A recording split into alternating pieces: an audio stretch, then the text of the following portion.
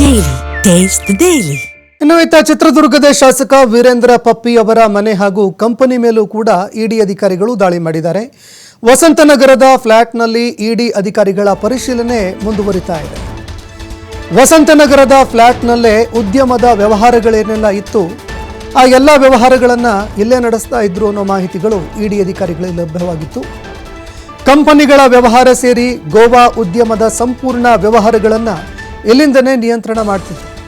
ಫ್ಲಾಟ್ನಲ್ಲಿ ವ್ಯವಹಾರದ ಕೆಲವು ದಾಖಲೆಗಳು ಕೂಡ ಪತ್ತೆಯಾಗಿದೆ. ಹೀಗಾಗಿ ಇಡಿ ಅಧಿಕಾರಿಗಳ ಪರಿಶೀಲನೆ ಮುಂದುವರಿತಾ ಇದೆ. ಈ ಒಂದು ಪರಿಶೀಲನೆಯ ಭಾಗವಾಗಿಯೇ ಕುಸುಮ ಹನುಮಂತರಾಯಪ್ಪ ಅವರ ಮನೆ ಮೇಲೂ ಕೂಡ ಇಡಿ ಅಧಿಕಾರಿಗಳು ದಾಳಿ ಮಾಡಿದ್ದಾರೆ.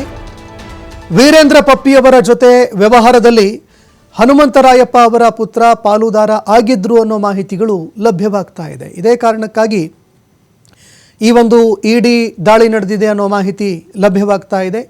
ಸರಿಸುಮಾರು 15ಕ್ಕೂ ಹೆಚ್ಚು ಸ್ಥಳಗಳಲ್ಲಿ ಇಡಿ ಅಧಿಕಾರಿಗಳು ದಾಳಿ ಮಾಡಿದ್ದಾರೆ. ಎಲ್ಲ ಸ್ಥಳಗಳಲ್ಲಿ ಪರಿಶೀಲನೆ ಮುಂದುವರಿತಾ ಇದೆ.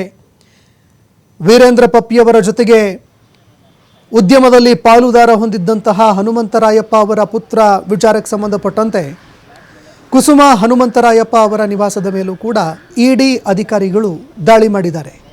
ಇದೇ ಸಂದರ್ಭದಲ್ಲಿ ಏನೆಲ್ಲ ದಾಖಲೆಗಳನ್ನು ಕಲೆ ಹಾಕ್ತಾರೆ, ಆರೋಪಗಳು ಸಿದ್ಧವಾಗುತ್ತಾ ಇಲ್ವಾ, ಅದನ್ನು ಕೂಡ ಕಾದು ನೋಡಬೇಕಾಗತ್ತೆ.